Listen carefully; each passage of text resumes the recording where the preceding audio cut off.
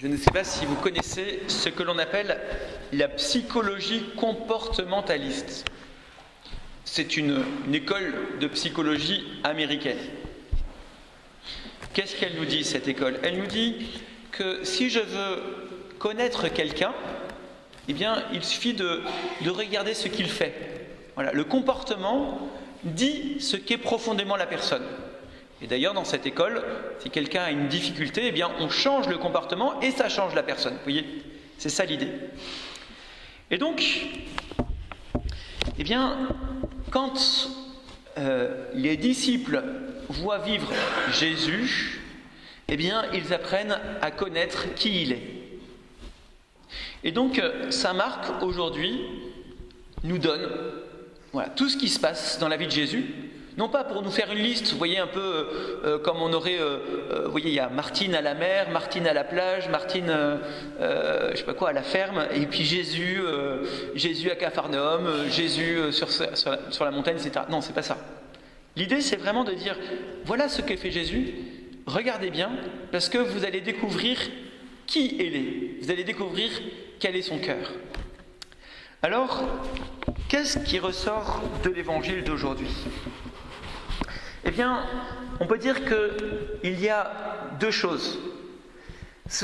Deux choses qui correspondent en fait au commandement. Vous savez, le double commandement qui est « Tu aimeras le Seigneur ton Dieu de tout ton cœur, de toute ton âme et de toute ta force ». Ça, c'est la prière de Jésus. Et puis, « Tu aimeras ton prochain comme toi-même ». Et ça, c'est ce qui se passe avant et après cette prière. Et donc, il nous faut prendre le temps de contempler comment Jésus agit et du coup de toucher vraiment son cœur. Tu aimeras ton prochain comme toi-même. Jésus commence par guérir, expulser les démons, protéger, etc. Vous savez que dans la Bible, la journée pour les Juifs commence la veille au soir. En fait, à partir du moment où la nuit est tombée, la journée commence. Et donc, c'est ce qui se passe. Le soir venu après le coucher du soleil, donc c'est-à-dire au début en fait, du jour, donc qui commence la nuit, eh bien, dès le début, Jésus commence par guérir. C'est le démarrage. C'est-à-dire, c'est ce qui lui tient à cœur, ce qui le travaille. Et il faut voir que si Jésus n'agit pas comme ça, un peu par hasard, en fait, ce qui le travaille profondément, c'est cette souffrance de l'homme. Elle traverse toute la Bible. Et vous l'avez entendu dans la première lecture avec le livre de Job. Vous savez, Job, c'était cet homme, qui était un homme, dit la Bible, un homme intègre, droit, qui craignait Dieu et qui s'écartait du mal. Un homme bon.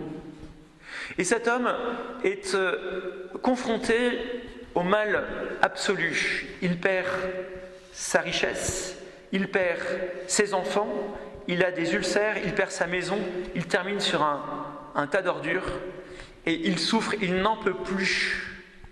Eh bien, c'est ça la souffrance. C'est pas la souffrance comme ça en passant. C'est des gens qui souffrent profondément, qui du coup sont désespérés. Vous avez bien entendu cette lecture. Vous voyez, quand je me couche, je me dis mais quand est-ce que je pourrais me lever parce que pendant toute la nuit ça tourne dans ma tête, je n'arrive pas. Et puis quand je me lève, eh bien après je n'arrive pas non plus. Voilà, je suis comme celui qui va mourir à chaque instant. Voilà, il souffre terriblement et de manière injuste. Eh bien Jésus est touché, transpercé par cette souffrance. Et le fait que Jésus soit transpercé, vous voyez, on le retrouve à travers toute la Bible. Rappelez-vous, au moment quand le peuple hébreu est esclave des Égyptiens, il crie vers Dieu. Et Dieu dit « J'ai entendu le cri de mon peuple ». Et là, le mot cri, c'est un cri inarticulé, de celui qui n'arrive même plus à s'exprimer. Voilà, Jésus est transpercé par notre souffrance. Et cette souffrance, elle est injuste. D'accord ? Quel que soit ce que nous sommes, eh bien c'est injuste. Et c'est toujours un peu tordu de dire « Mais qu'est-ce que j'ai fait au bon Dieu pour que ça m'arrive ?» C'est pas ce qu'on a fait, il n'y a pas de raison à cette souffrance. Elle est là, c'est tout. Et on en souffre. Il n'y a pas de raison. Et le Seigneur, au lieu de nous dire « bah oui, c'est normal, ça t'apprendra des choses, tout ça », non, il va combattre cette souffrance. La souffrance, elle est bonne à combattre. Voilà, elle est un scandale. Elle est une opposition à l'arrivée du royaume de Dieu. Et elle est au fond le moteur qui fait que Jésus, décide de s'incarner et de venir. D'accord ? C'est la première chose qu'il fait dans sa journée. Le soir tombe, il guérit des malades. Mais pourtant, Jésus, c'est sa première chose, mais ce n'est pas pour lui la plus importante.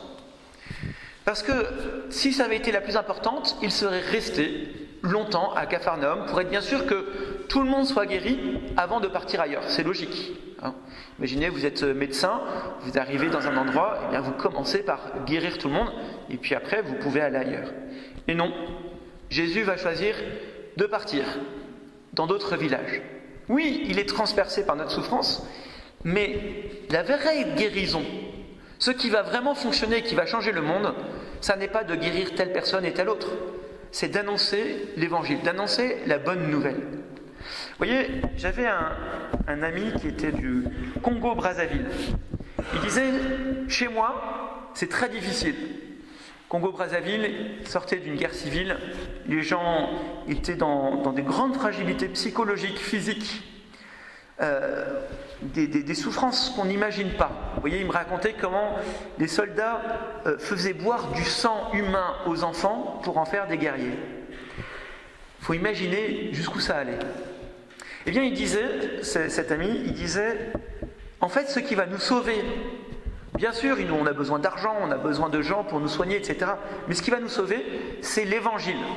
C'est la bonne nouvelle. Parce qu'en réalité, le travail est tellement immense que c'est le fait de vivre avec Jésus qui va faire que chacun va pouvoir changer et que notre pays va aller mieux. Voilà. Et lui, il disait, ce qui sauvera, donc mon pays, mais même ce qui sauvera l'Afrique, c'est l'évangile. Et je crois que le Christ, c'est ce qu'il fait, vous voyez. Voilà, le lendemain, tout le monde te cherche, on a encore des gens à sauver, on a encore des gens à guérir. Allons ailleurs, dans les villages voisins. Parce que là aussi, je dois proclamer l'évangile, cette bonne nouvelle. Et vous voyez que le texte de saint Paul qui nous est donné aujourd'hui, insiste là-dessus. Malheur à moi si je n'annonce pas l'évangile. Parce que ça serait un scandale, une non-assistance à personne en danger. Je vous avais raconté pour certains cette petite parabole qui est proposée par un prêtre qui dit, en fait, quand on ne connaît pas l'évangile, on marche dans la vie avec un boulet, un énorme boulet qui est là, et on n'arrive pas à avancer. Et nous qui sommes chrétiens, nous avons la clé. Alors c'est pas nous parce qu'on est meilleurs, c'est simplement qu'on connaît Jésus et qu'on sait que Jésus peut libérer de tout mal, de tout péché. Et malheur à nous si nous n'annonçons pas l'évangile parce que en fait nous refusons de donner la clé à celui qui a le boulet. Alors parfois on va dire oui mais il faut que je le respecte tout ça. Oui certainement il faut respecter sa liberté, mais au moins lui proposer cette clé parce qu'il a vraiment le boulet. Voyez, non assistance à personne en danger. Voilà, Jésus, transpercé par notre souffrance, qui va d'abord chercher à la guérir, cette souffrance qui est une injustice, qui est un obstacle au royaume de Dieu, mais qui va avant tout annoncer l'évangile, parce que c'est cet évangile qui va guérir le monde entier. Dans l'évangile de Saint Jean, par exemple, Jésus ne fait pas des guérisons de masse comme ça. À chaque fois qu'il guérit quelqu'un, c'est juste pour annoncer l'évangile. Je te guéris. Tu étais aveugle, je te guéris pour te faire comprendre que l'évangile te rendra la vue. Tu ne pouvais plus marcher, je te guéris pour que tu comprennes qu'il faut avancer vers le royaume de Dieu, etc. Vous voyez, la guérison est un outil, parce que la vraie guérison, c'est l'évangile. Tu aimeras ton prochain comme toi-même. Au cœur de ce travail, avant il guérit, après il prêche l'évangile, au cœur de ce travail, au milieu de la nuit, Jésus va prier. J'avoue, je me disais, pendant tout le temps où j'ai préparé cette homélie, je suis jaloux de Jésus. Parce qu'il n'a pas besoin de beaucoup dormir. Vous voyez, il s'occupe des gens toute la nuit. Une fois que le soleil est couché, il va guérir des gens. Et bien avant le lever du jour, il se relève pour prier. Incroyable. Je connaissais un prêtre comme ça. Alors, c'était dans un camp, tout le monde était épuisé, tout le monde dormait. Et puis, j'ai un de mes amis qui se réveille au milieu de la nuit et il disait, j'ai vu un duvet debout comme ça. Et c'était ce prêtre qui, au milieu de la nuit, s'était réveillé parce qu'il avait besoin de prier. Vous voyez, ça c'est beau ça. Voilà. Il y a des gens comme ça qui n'ont pas besoin de beaucoup dormir. Mais c'est parce qu'au fond, leur cœur désire ça, n'attend que ça. En fait, souvent, on nous a tellement parlé de Jésus, Jésus, Jésus, qu'on a du mal à percevoir combien Jésus est attaché à son Père.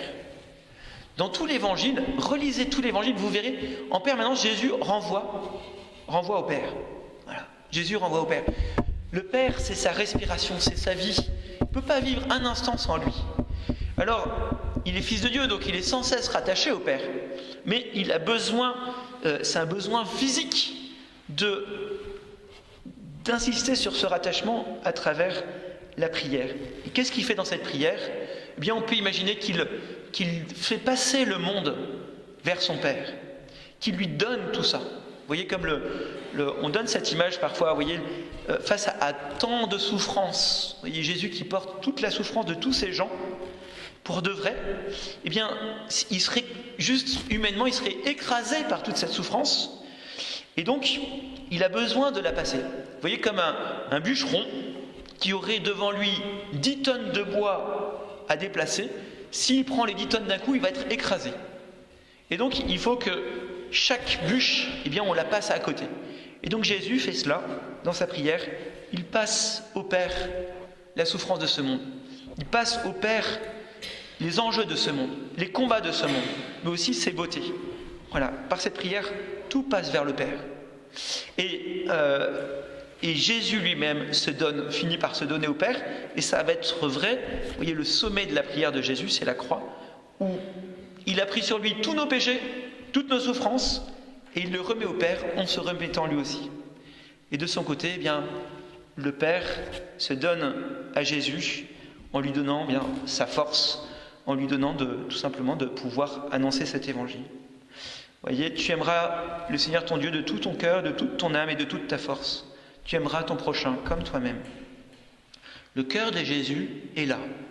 Et donc quand il nous donne ces commandements, c'est pas juste pour parce que c'est nous. Il nous invite à les vivre avec lui, après lui, comme lui.